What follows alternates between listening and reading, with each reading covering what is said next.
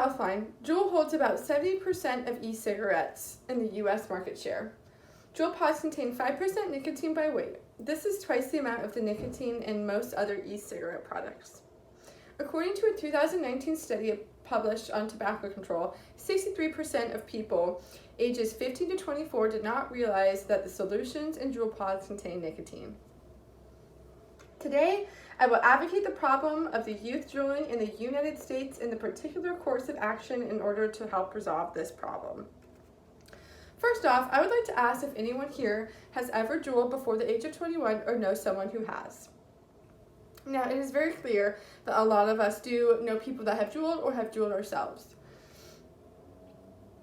So today, I will help structure a plan to the problem of the youth juuling in the United States by expanding on the severity of juuling, by advocating a plan to help mitigate this problem, the practicality of that plan, and the practicality of that plan.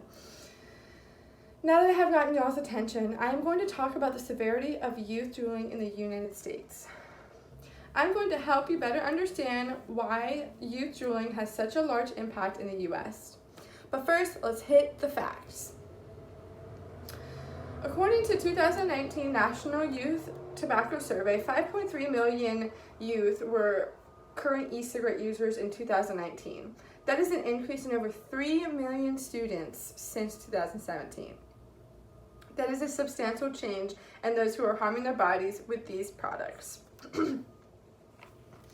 Likewise, Truth Initiative reported that teens between the ages of 15 to 17 have 16 times greater odds of using Juul more than those who are 25 to 34 years old. Let's talk about another fact. In December 2018, the Surgeon General issued an advisory on e-cigarettes use among the youth, declaring the growth problem epidemic. It is very clear that this is a main problem to many different organizations across the globe, but specifically in the US, it is very prevalent here as well. The US Food and Drug Administration issued a warning letter to Juul Labs Incorporated for marketing unauthorized modified risk tobacco products to engaging in labeling, advertising, and or other activities directed to consumers, including a presentation given to youth at a school.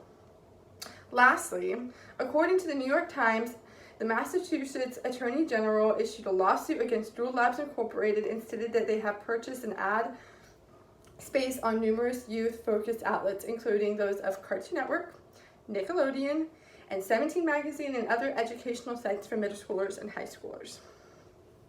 It is evident that Juul has had an effect on the youth in the US and something needs to be done about it.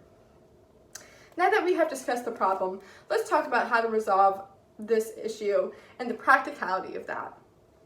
I am going to elaborate on the plan to help mitigate the severity of youth juuling.